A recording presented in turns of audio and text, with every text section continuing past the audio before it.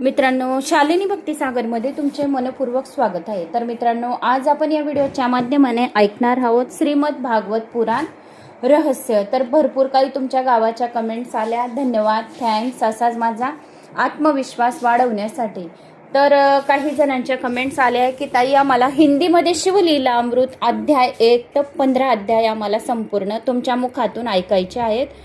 तर जसा वेळ भेटला तसा टाकून देईल। टाइम दुपारचा 12 वाजता शिवलीला अमृत अध्यायांचा जर वेळ भेटला तर ते अध्यायांचे श्रवण करून तुमच्यापर्यंत पोहोचून देईल। सकाळी आपलं जे भागवत पुराण 8 साडेआठ पर्यंत जे टाइम आहे भागवत पुराणाचा तोच टाइम राहील आपला भागवत पुराणाचा। फक्त शिवलीला अमृताचा टाइम आपला 12 या 1 काहीतरी एक फिक्स टाइम ठेवावा लागेल, तर पोचून जातील। वेळ फक्त भेटायला हवा। तर आता कोणी चॅनलला नवीन आलं असेल तर लाल बटनवर सबस्क्राईब करा, ऑलवर क्लिक करा आणि जास्तीत जास्त जणांना शेअर करा। कुठून कोणत्या गावात तुम्ही माझा हा व्हिडिओ ऐकत आहात जास्तीत जास्त कमेंट्स करण्याची कोशिश करा, म्हणजे तेवढा आपला व्हिडिओ पुढे जाईल आणि लवकर आपले 10 लाख सबस्क्रायबर व्हायला मदत होईल।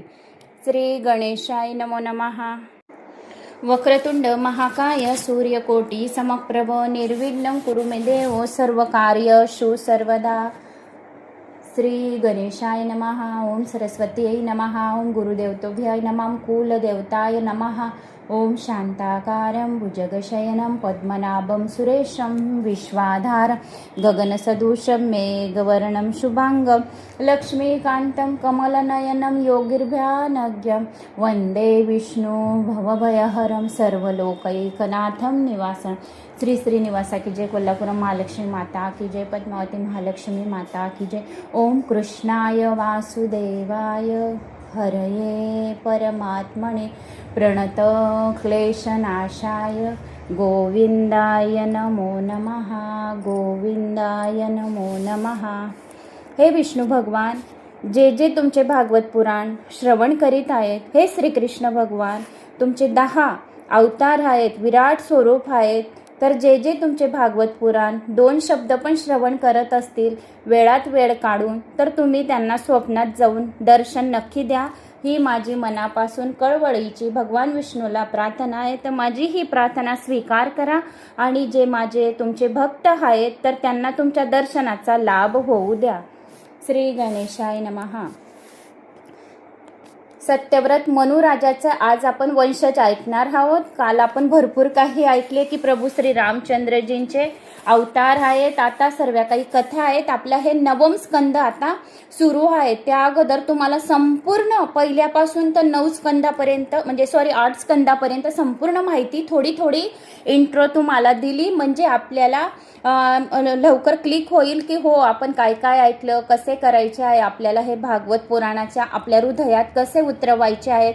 अगोदर आपल्याला कानांनी श्रवण करायचे, मग डोळ्यात उतरवायचे, नंतर भगवान श्रीकृष्णाची भगवान विष्णूची श्याममल मूर्ती आपल्याला चतुर्भुज मूर्ती आपल्या हृदयात उतरवायची, म्हणजे जेणेकरून आपल्याला स्वप्नात भगवंत दर्शन देतील। आणि हे माझे आत्मापासून सांगते मी की जे ऐकत असतील त्यांना नक्की दर्शन द्यायला येतील। जोपर्यंत आपले 12 स्कंद होत नाही तोपर्यंत कोणत्या शिव हरी गणेश मूर्तीमध्ये या कोणत्या रूपामध्ये तुम्हाला दर्शन देऊन जातील, याने जातील। एवढे 101% फक्त समजून घ्यायला हवं की आपल्याला आज स्वप्नात कोण दिसले, काय दिसले, कोणीही जर आपले पितृ सुद्धा दिसले तरी पण पितृ हे भगवान विष्णूंचेच अवतार आहेत, तर ते आपल्याला दर्शन देऊन जातील। तर आता सत्यव्रत मनू राजाचा वंशज आहे। कमेंट्स आज वाचत नाही, 5 मिनिटं निघून जातात आपले, तोपर्यंत शिवलीला अमृताचा 5 मिनिटाचा आपला अध्याय वाचला जाईल। तर आता सत्यव्रत मनू राजाचा वंशज। तर शुक्राचार्य वर्णन करू लागले, राजा या कल्पांत राजश्री सत्यव्रत वैवस्त मनू झाले होते। विवस्वनाच्या घरी वैवस्त झाले होते। मनू वैवस्त सूर्यवंशाचे आदी प्रवर्तक आहेत। त्यांचा विवाह श्रद्धा नावाच्या स्त्रीशी झाला होता। कोणत्या? श्रद्धा नावाच्या स्त्रीशी। त्यांना 10 अपत्ये झाली। त्यांची नावे 10 मुलं झाली। तर त्यांची नावे काय काय ठेवली? ईश्वाकू, नूक, शर्यती, दृष्टी, करुष, नरिष्यंत, वृषग्न, नभग आणि कवी। दृष्टीच्या वंशात मरुत नामक चक्रवर्ती राजा झाला होता. मरुताचे गुरु बृहस्पती होते, तेच इंद्राचे सुद्धा गुरु होते. मरुत राजाला यज्ञ करावायचा होता, पण बृहस्पतीने येण्याचे नाकारले. प्रत्येक मंगल कार्यात प्रथम आपल्याला कुलगुरूचे पूजन करायलाच हवे. ज्या वेळेस आपण नवीन घराची जागा घेतो तेथे आपण नवग्रहाची स्थापना करतो, सर्व देवी देवतांना सर्वांना आव्हान करतो, तर आपल्याला बृहस्पती देवताचे सुद्धा तेथे मांडणी करावी लागते. म्हणजे आपल्याला आपले कुलाचे गुरु जे आहे तर ते बृहस्पती कोणाकोणाच्या कुंडलीमध्ये गुरु बृहस्पती खूप उच्च प्रतीचा राहतो. गुरुचा जर आपल्यावर उच्च प्रतीचा आशीर्वाद राहिला तर धन घरामध्ये येतच राहते. आपल्याला अशी अडचण भाजतच नाही. म्हणून कुंडलीमध्ये जो सर्व उत्तम पाहिजे तर तो काय पाहिजे? गुरु. आपल्याला जर गुरूंचा बृहस्पती देवतेंचा आशीर्वाद राहिला तर धनाढ्य, बलाढ्य, यशवंत, कीर्तिवंत आपण होतो.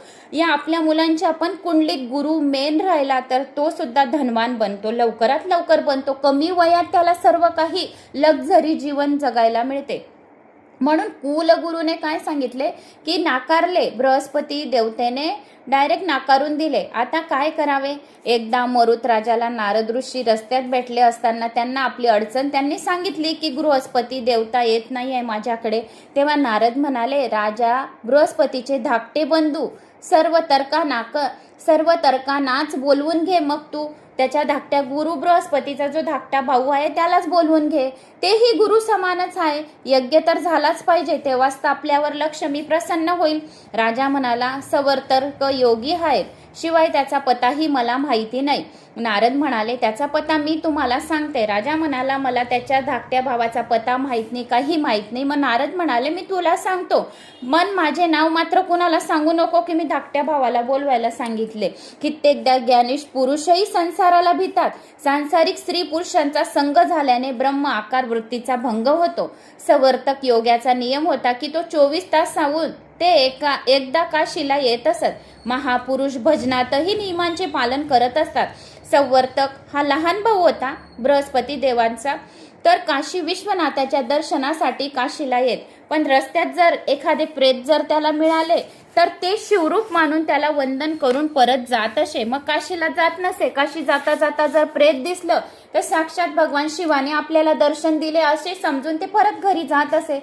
महाभारताच्या अनुशासन पर्वात ही कथा विस्ताराने सांगितली गेली आहे. मरुत राजा एक शव घेऊन मार्गात बसले होते. मरुत राजा ज्या राजाला आता पूजा पाठ करायची होती तर बृहस्पती देवताने नाकारले. नारदाने सांगितले, तू त्याच्या धाकट्या भावाला बोलव, ते एकदा वर्षातून काशीला जातात. तर तू ते जर काशीला जाता जाता रस्त्यात एक जर शव दिसले तर ते काशीला जात नाही, घरी परत येतात. मग राजाने विचार केला की आपण पण शव घेऊन रस्त्यात बसावे. एक वेडसर माणूस आला, त्याने प्रेत पाहून त्याला वंदन केले, तो परत जाऊ लागला.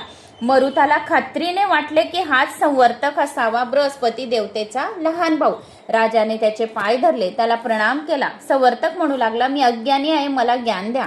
मरुत म्हणाला, आपण तर संवर्तक आहात ना, माझे गुरु आहात ना, आपण बृहस्पती देवताचे धाकटे बंधू आहात ना. बृहस्पती देवाचे गुरु झाल्यामुळे त्यांना माझ्या घरी येणे जाणे बंद केले.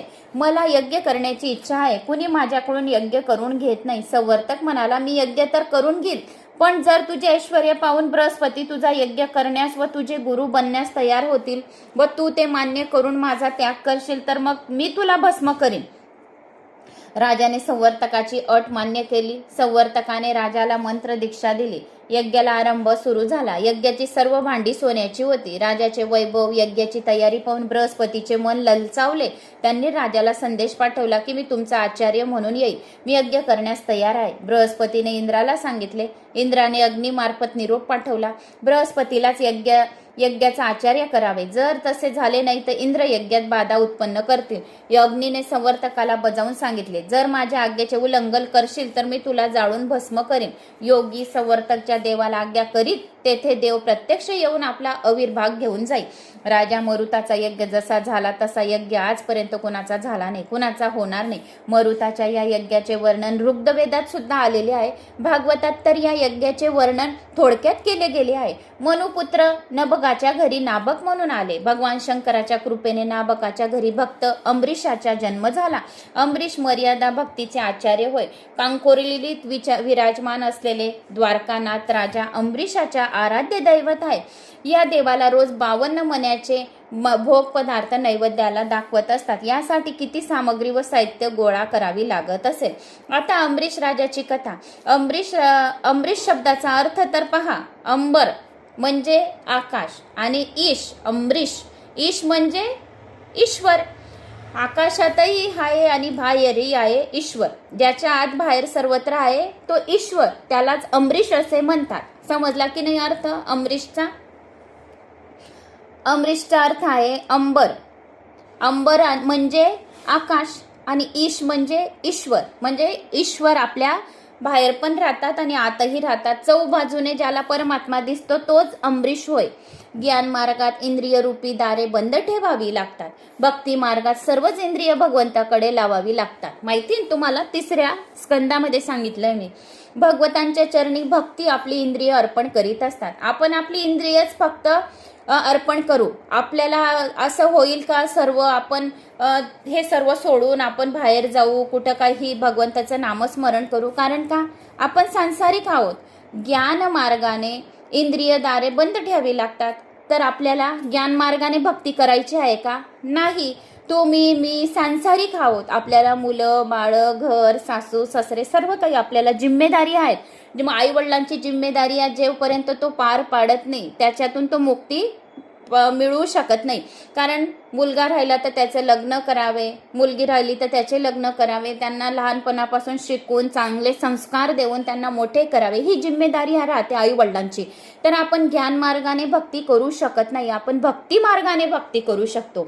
मग आपण भक्ती मार्गाने कशी भक्ती करत आहोत? आपण भागवत पुराणाचे श्रवण करून भक्ती करत आहोत. तर याच्याने पण आपल्याला देव प्रसन्न होईल. पण आपण उभा संसार असा सोडून डायरेक्ट आपण कुठे जंगलात नदीकडे जाऊन मंत्र जाप करू का? नाही. मन लागणार नाही आपलं. आपल्याला आपल्या परिवार समोर दिसला तरच आपलं मन लागेल. आणि तो पण आपला परिवार आनंदित जर राहिला तरच आपल्या आई वडिलांचं मन लागतं. आणि आपण एवढे झटपट करत आहोत, एवढे पुराण वाचत आहोत, श्रवण करत आहोत. कोणासाठी? मुलांसाठी. मुलांच्या काही कार्यात अडचण बाधा यायला नको म्हणून आपण या पुराणांचं श्रवण करत आहोत की भगवंत त्यांना सर्व आनंद खुशिया दे, ते सोचो आणि त्यांचे काम हो. याच्याने या पुराणांच्या श्रवण केल्याने भगवंत प्रसन्न होतात. तर आपण भक्ती मार्गाने हे कार्य पूर्ण करत आहोत आणि भगवंताला प्रार्थना करीत आहोत की आमचे सर्व कार्य निर्विघ्नपणे पार पाडो. आर्थिक अडचण जी आहे तर ती दूर करून चांगली आपली धन संपदा सर्व काही महालक्ष्मीचा आपल्या घरात आशीर्वाद राहू. महालक्ष्मीचा आशीर्वाद राहिला तर आपल्या मुलांना कोणत्याही प्रकारची अडचण येणार नाही. मग ते केव्हा शक्य होईल? भागवत पुराण भगवान विष्णूचे नारायणाचे स्मरण केल्याने, श्रवण केल्याने. जेथे भागवत पुराण चालू आहे तेथे माता लक्ष्मी धावून येते. जेथे श्रवण केले जात आहे व्हिडिओ तेथे माता लक्ष्मीला आमंत्रणाची गरज नाही, बरोबर येईल आणि सर्व आपले डब्बे घर दार धन धान्य अन्नपूर्णाचा आशीर्वाद पूर्ण आपल्या घरात राहील. म्हणून आपल्याला भक्ती ही भक्ती मार्गात करायची आहे. भक्तीद्वारे करायची आहे, ज्ञान मार्गाने करायची नाही. हे 3ऱ्या स्कंदामध्ये सांगितलं होतं तुम्हाला. तर आता भगवंताच्या चरणी भक्ती आपली इंद्रिय आपण अर्पण करू शकतो. राजा अंबरीश महान भक्त होता, पण त्याचे मन भगवंताच्या चरणाशी, वाणी भगवंताच्या गुणवर्णात, हात देवाचे देऊळ झाडण्यात, पाय तीर्थक्षेत्राच्या पदयात्रेत, कान भगवंतांच्या कथा भागवत पुराणांच्या श्रवण करण्यात होते. ऐकण्यात त्याचे डोळे भगवंताच्या मूर्तीच्या दर्शनात गुंतलेले होते. अंबरीश राजाचे मस्तकाने तो सतत भगवान श्रीकृष्णांना वंदन करीत असे. 2 हात आणि 3रे डोके ज्या वेळेस आपण खाली झुकवतो त्यावेळेस गर्व अहंकार नष्ट करतो. भगवंताच्या सेवेत जी व्यक्ती आपले सर्व शरीर लावून देते त्या व्यक्तीचा अभिमान कमी होऊन जातो. भक्ती मार्गात धन किंवा शरीर नव्हे मन राहते प्रधान. जेव्हापासून भक्ती मार्गात धनाला प्राधान्य मिळू लागले तेव्हापासून भक्ती छिन्न भिन्न होऊन लागली. आपण पुराण श्रवण करत आहोत तर आपल्या मनात 1% सुद्धा पैशांचा विचार येत नसणार. कारण लोभ सुटून जातोय. हळूहळू हळूहळू प्रत्येकाचे मन शांत स्थिर होऊन जातंय पुराणांच्या श्रवण करून. तसंच राजा अंबरीश म्हणून सर्वप्रथम म्हणत होते की माझे मन सदा सर्वता भगवान श्रीकृष्णाच्या चरण कमलाशीच आनंदित राहो. तस्मात कारुण्य भावेन रक्ष रक्ष परमेश्वर. सेवेत धन नव्हे मन मुख्य लागते. सेवेचा अर्थ आहे सेव्य. श्रीकृष्णात मनाला स्थिर ठेवणे. सेवेचा संबंध मनाशी आहे. शरीराने जी जी क्रिया केली जाते तर ती मनाच्या साह्याने केली, सहकार्य नसेल तरच व्यर्थ जाईल. सेवेचा क्रम अंबरीश राजाने दाखवला आहे. सेवेचा आरंभ मनाने होतो, म्हणून मन हे सूक्ष्म आहे. ज्या वेळेस आपण घरामध्ये जर नवरात्रीची स्थापना करतो, कलश स्थापना करतो, त्यावेळेस आई भगवती आपल्या कलशामध्ये सूक्ष्म रूपाने विराजमान होतो. ज्या वेळेस आपण नारळ ठेवतो त्या कलशावर, तर त्याच वेळेस भगवती आई आपल्या घरी स्थापनेमध्ये सूक्ष्म रूपाने विराजमान होऊन जाते. हवा येऊन अशी हवेसारखी येते आणि सूक्ष्म रूपाने आपल्या घरात 9 दिवस विराजमान राहते. तसे आपले मन हे अतिशय सूक्ष्म आहे. ते जगाशी व भगवंताशी एकाच वेळी संबंध ठेवू शकत नाही. मनाला समजवाल तर मानेल, कोणाच्या उपदेशाने नवे मानतं भगवान. मी तुम्हाला उपदेश करत आहे तरच तुम्ही हे कथा ऐकत आहे का, असं नाही. तुमचं मन तुम्हाला मानवत आहे ना की नाही आज आपल्याला कथा ऐकायची भागवत पुराणाची, तुमच्या मनाने करत आहे तुम्ही कथेचे कार्य. माझ्या मनाने करत नाहीये, मी फक्त वाचून तुम्हाला सांगते आहे, श्रवण करून सांगत आहे. माझे बी मन मला असं सांगत आहे की नाही आपण ह्या जन्मात आलेलो आहे. आता जन्म कोणता भेटतो काय भेटतो आपल्याला माहित नाही, पण या जन्माला आलो आहे तर काहीतरी कार्य करून जायला पाहिजे. तर आपण 18 पुराणांचे श्रवण या शालिनी भक्ती सागरवर आपण टाकून द्यायचे. कुठे 18 पुराण भेटणार नाही, पण शालिनी भक्ती सागर चॅनेल असे आहे की तुम्हाला संपूर्ण 18 पुराण भेटतील. आता आपलं हे 12वं पुराण आहे, तर त्याच्या अगोदर जर कोणी आज नवीन आलं असेल तर त्यांनी ते 11 पुराणांचे श्रवण करून घ्यावे आणि आपल्या जीवनाचा जगण्याचा सार्थक करून घ्यावे. तर आपलं मन हे सूक्ष्म आहे. आपल्या मनाने आपण हे संपूर्ण कार्य करीत आहोत. तुम्ही स्वतःच आपल्या मनाला समजवाल तर काही परिणाम होईल. आपल्या मनाला दुसरा कोणी कसा समजू शकेल. मन हे आपल्याला समजवायचे. राजा अमरीशाचे इष्ट दैवत कोण होते? राजा अमरीशाचे इष्ट दैवत स्वतः द्वारकानाथ, द्वारकाधीश होते. त्यांचे इष्ट दैवत, सर्वांचे इष्ट दैवत वेगवेगळे राहतात. कुलदैवत वेगळे आणि इष्ट दैवत वेगळे. राजा असूनही तो स्वतः पूजा अर्चना करीत असे, झाडू पोचा मंदिराला लावत असे, पदयात्रा करीत असे. तर ते त्याच्याच वाटेला आले. घरात अनेक सेवक असतानाही तो म्हणत असे की भगवंताचा दास आहे, त्याची सेवा मी स्वतःच करेल, तुम्हाला करायची जरूरत नाही. दास्य भक्तीत सेवाच मुख्य आहे. त्याचेच पोट भरते जो स्वयंभोजन करतो. जो भजन व पूजा स्वतः करतो त्यालाच फळ मिळते, दुसऱ्याला मिळत नाही. 4 कामे स्वतःच करायची असतात. जर आपण भागवत पूजन पूजा अर्चना आपण केली तर संपूर्ण पूजा आपल्या परिवाराला राबेल. भोजन विवाह देवाची भक्ती आणि मरण. अंबरीश तर चक्रवर्ती राजा होता तरी तो देवांची सेवा स्वतःच करी. देवाच्या देवळाशी झाडू झूड पोचा वगैरे स्वतः हाताने करीत असे. अशी झाडझूड करण्याने वैष्णवांच्या पायाच्या धुळीचा लाभ होतो. भागवतात स्पष्ट उल्लेख केला गेला आहे की अंबरीश पायात जोडा न घालता पायीच देवाच्या दर्शनात जात असे. आपण राजा अंबरीशाचे सर्व अनुकरण करू शकणार नाही, पण काही ना काहीतरी अनुकरण तर करू. आपण सर्वच करणार नाही राजा अंबरीशाचे अनुकरण, पण एखादा तर करू. आपण आपल्या जीवनात उतरवून घेऊ. एकदा तर अंबरीश राजाने भगवंताच्या प्रीत्यर्थ 1 वर्षपर्यंत एकादशीचे व्रत केले. एकादशी व्रत सर्वात श्रेष्ठ व्रत आहे. सर्व व्रतांमध्ये सर्वात श्रेष्ठ व्रत म्हणजे एकादशी. या व्रताचे 2 प्रकार आहेत, निषेध व्रत आणि परिपालन व्रत. अन्नहाराने दोष होऊ नये म्हणून निषेध व्रत केली जाते. भगवंताच्या आराधनेच्या हेतूने केलेले भागवत व्रत सुखदायी होते. एकादशीचे व्रत 3 दिवसाचे आहे. दशमीला एकदाच दुपारी जेवण करावे. शक्यतो हविष्यात्र अन्न खावे. दूध भात सारखे सात्विक आहार करावा. दुपारी अजीर्ण होईल इतके जेवू नये. शक्यता एकादशी निर्जलाच करावी. हे शक्य नसेल तर दूध किंवा ऋतुकालीन फळे घ्यावी. संयमपूर्वक आहार घ्यावा. असे केल्यानेच या व्रताचे फळ मिळते, अन्यथा नाही. व्रत करण्याचा विचार जर पक्का असेल तर भगवंत शक्ती देतो. एकादशीच्या व्रत करण्याचा संकल्प कराल तर प्रभू सहाय्य करतील, भूक लागू देणार नाही. सत्यनारायणाच्या कथेत त्या मोळीवाल्याची पण गोष्ट आली आहे. त्याच्याजवळ 1 पैसा सुद्धा नव्हता आणि त्याला सत्यनारायणाची पूजा आणि कथा करण्याची इच्छा झाली. तरी त्याने सत्यनारायणाची पूजा कथा करण्याचा संकल्प केला व भगवंताने त्याला संकल्प परिपूर्ण केला. परमात्मा सत्कर्मात नेहमीच सहाय्य करतो. आपल्या मनामध्ये सूक्ष्म रूपाने परमात्मा दररोज राहतो, म्हणून परमात्म्याच्या शरणी राहावे म्हणजे आपले प्रत्येक कार्य सहाय्यक होते. 5 कर्म इंद्रिय आहेत, 5 ज्ञान इंद्रिय आहेत आणि 1 मन आहे. असे 11 घोडे आपल्या कर्म इंद्रियांचे ज्ञान इंद्रियांचे आहे. भगवंताशी जोडले म्हणजे एकादशी. आज जर लोक एकादशीला 11 रसांचा भोग घेतात तर तिला दिवाळीच्या फराळाचे एक लहानसे स्वतः स्वरूप देतात. असे करू नये. अशी एकादशी केल्याने काही फळ मिळत नाही. उप म्हणजे समीप व वास म्हणजे राहणे. उपवासाचा अर्थ आहे हा. उप म्हणजे समीप आणि वास म्हणजे राहणे. उपवासाचा अर्थ आहे देवाच्या जवळ राहणे. तीच खरी एकादशी आहे. द्वादशीला एकदाच जेवण करा. सुपात्र ब्राह्मणाला जेवू घातल्यानंतर प्रसाद ग्रहण करा. द्वादशीला 2 वेळा जेवण केल्याने एकादशी व्रतचा भंग होतो. एकादशी व्रत विधीपूर्वक करा. जर हे विधीपूर्वक करणे शक्य नसेल तर मर्यादानुसार अन्नहार न घेता फलाहार घ्यावा. हे व्रत आरोग्याच्या दृष्टीने आवश्यक आहे. आजकालच्या डॉक्टरच्या शब्दावर विश्वास ठेवतात, पण व्यासासारख्या ऋषीमुनींच्या शब्दावर त्यांचा विश्वास बसत नाही. डॉक्टरांनी टायफॉइड सांगितला तर लोक 21 दिवस उपवास करतात, पण त्यांना एकादशीला 1 दिवस उपवास करीत नाही. एकादशी न करणाऱ्याला अनेक संलग्न अशा एकादशी कधीतरी कराव्या लागतात. राजा अंबरीशाने विधीपूर्वक एकादशीचे व्रत केले. व्रताच्या सांगतेसाठी तो यमुना तटी आला.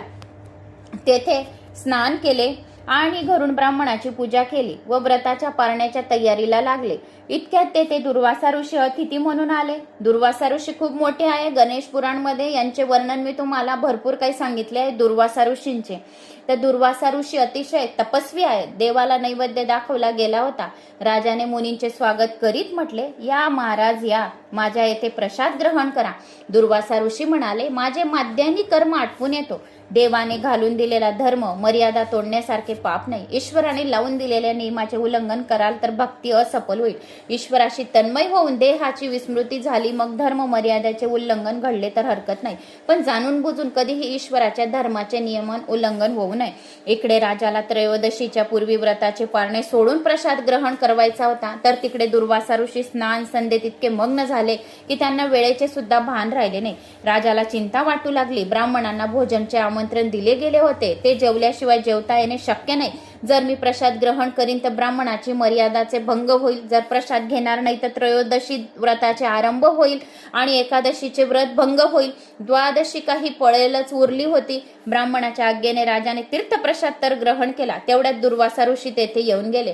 राजाने दुर्वासाचे स्वागत केले. दुर्वासांनी तर्काने ते जाणले की राजाने प्रसाद ग्रहण करून घेतला आहे. ते राजाला म्हणाले, राजा तू मला आमंत्रण दिलेस परंतु तू भोजन केलेस हे मात्र चांगले केले नाहीस. मी अतिथी, मलाच उपाशी ठेवून तू भोजन केलेस, ही तुझी विष्णू भक्ती कशी? राजा म्हणाला, महाराज मी तर फक्त पाणीच प्यालो. पण दुर्वासा ऋषी काय ऐकणार होते. ते क्रोधावश झाले व त्यांनी राजाची एक गोष्ट ऐकली नाही. जोपर्यंत दुर्वासाने असते तोपर्यंत क्रोधही असतो. दुर्वासांनी आपल्या डोक्यावरील केसातून एक कृत्य उत्पन्न केली व तिला राजाला मारण्याची आज्ञा दिली. कृत्य अंबरीशाला मारण्याला निघाली तेव्हा अंबरीशाच्या प्रार्थनेनुसार भगवंताने सुदर्शन चक्र सोडले. त्या कृत्याला ठार केले. नंतर ते चक्र दुर्वासाच्या मागे लागले. दुर्वासा हा लोक सोडून दुसऱ्या लोकात गेला, तरीही चक्राने त्याचा पिछा सोडला नाही. दुर्वासाचे रक्षण कुणीही करू शकले नाही. शेवटी ते वैकुंठात आले. भगवान नारायणाची आता प्रार्थना करू लागले, भगवान माझे रक्षण करा. नारायणाने ऋषीचे स्वागत केले. दुर्वासा म्हणाले, देवा आपला चक्र माझ्या मागे लागले आहे, माझे रक्षण करा. भगवान ऋषीला म्हणाले, जो वैष्णव अनन्य भावाने माझी सेवा करून माझे सर्वस्व दान करतो त्याला मीही माझे सर्वस्व दान करतो. मी भक्ती अधीन आहे. माझे चक्र यावेळी राजा अंबरीशाच्या स्वाधीन आहे. अहम भक्त परिधोनो हा स्वतंत्र इव द्विज साधू बिरगस्त हृदयो भक्ती मर्त जनप्रिय. म्हणजे दुर्वासा ऋषी मी तर पूर्णतः भक्तीच्या आता अधीन आहे. कारण जे अंबरीश राजा हे अतिशय सत्य बोलत आहे म्हणून मी अंबरीश राजाचीच साईड घेईल. मी लेश मात्रही स्वतंत्र नाही. माझ्या भोळ्या भाळ्या भक्तांनी सरळ भक्तीने माझे हृदय आपल्या स्वाधीन करून घेतले आहे. जो माझे भोळे भक्त हृदय माझ्या स्वाधीन करून घेतो मी त्यांच्या हर सेकंड मध्ये त्यांची रक्षा करीत असतो. भक्तजन माझ्यावर प्रेम करतात व मी भक्तजनांवर प्रेम करतो. भक्तांच्या पुढे माझी पर्वा करीत नाही व लक्ष्मीच्याही पर्वा करीत नाही. भक्त माझ्यासाठी सर्वस्वाचा त्याग करून मला शरण येतात म्हणून मी सुद्धा त्यांना शरण जातो. माझ्या वाचून त्यांना अन्य कुणी आश्रय नसतो. अशा भक्तांना सोडून देण्याचा विचार मी कसा करू? दुर्वासा ऋषींना असे भगवान विष्णू बोलले. म्हणून मी अंबरीश राजाचीच साईड घेईल. भक्तांनी माझे हृदय जिंकले आहे. मला अत्यंत माझे भक्त प्रिय आहे.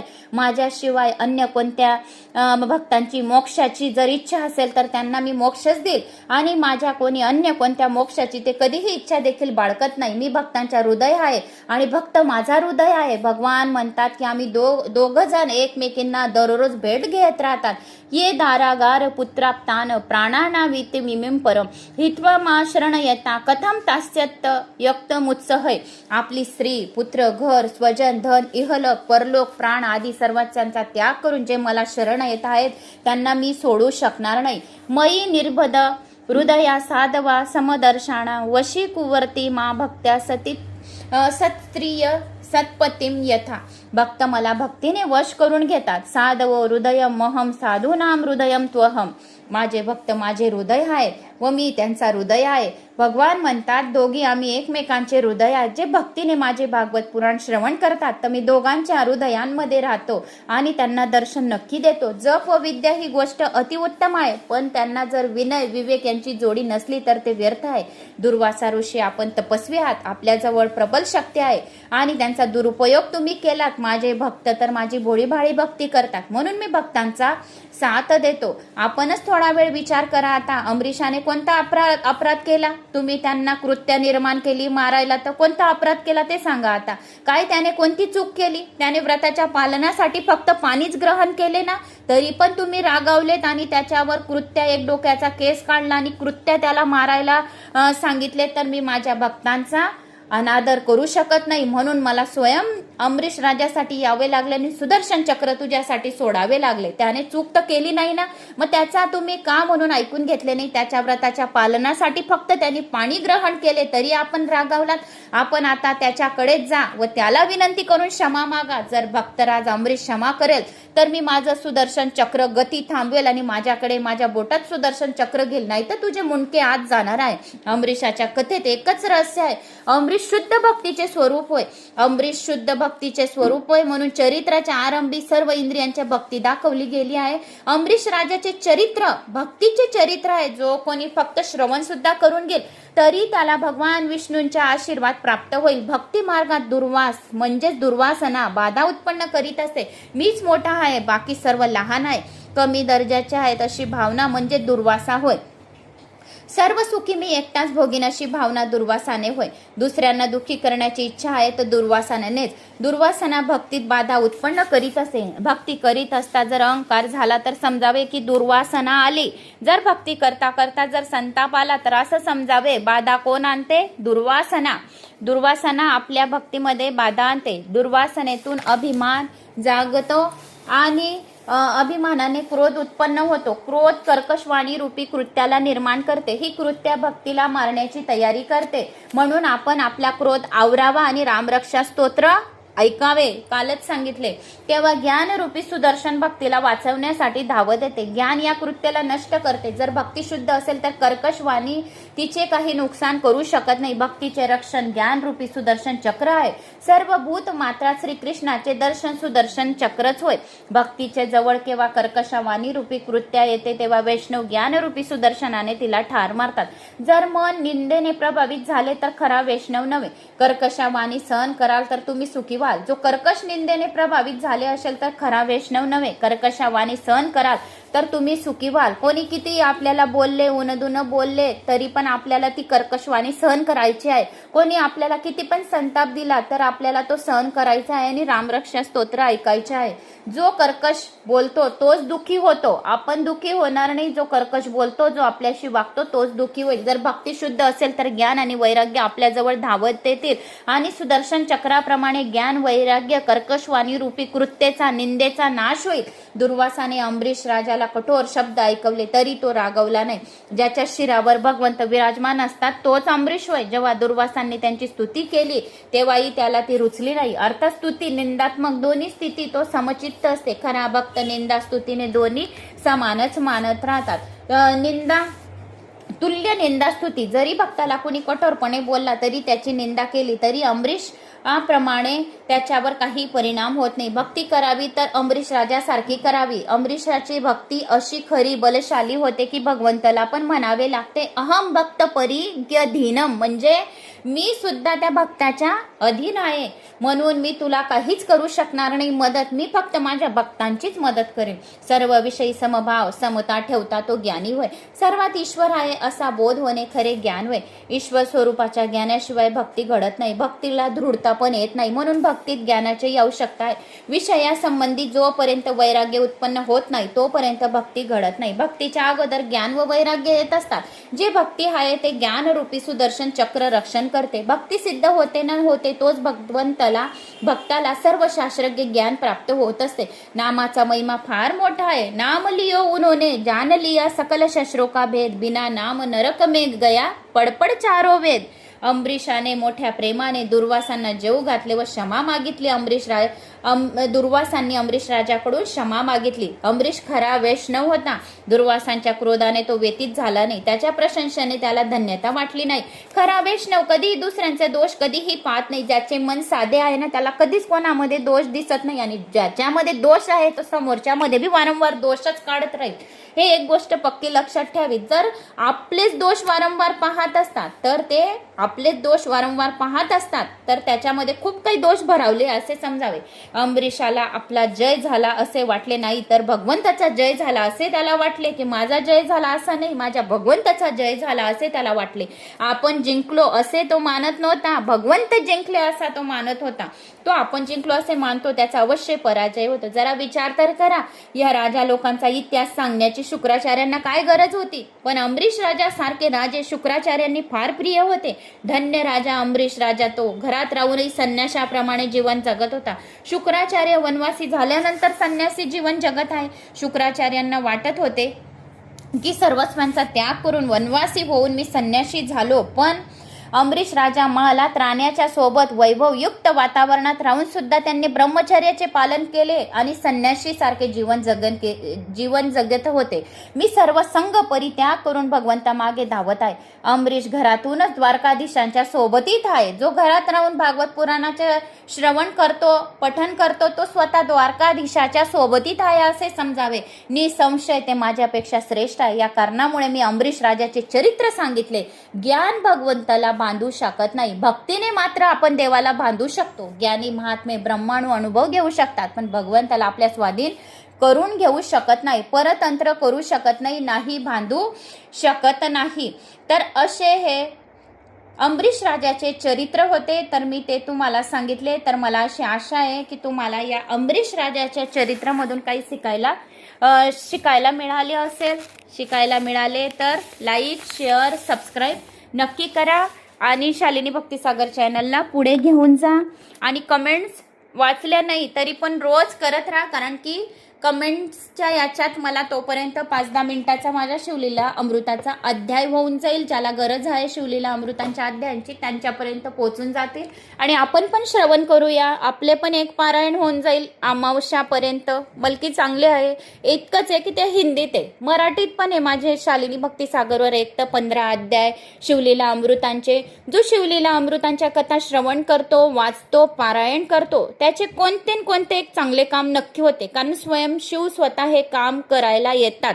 शिवलीला अमृतांच्या बी अध्यायांमध्ये खूप पॉवर आहे, म्हणून शिवलीला अमृतांचे आपण हिंदीमध्ये पारायण करूया. वेळ भेटला तर नक्की तुमच्यापर्यंत पोहोचवेल. जय श्री महाकाल. कमेंट्समध्ये ओम नमो भगवते वासुदेवाय नमः या आपल्या गावाची कमेंट्स करायला विसरू नका. जय श्री महाकाल.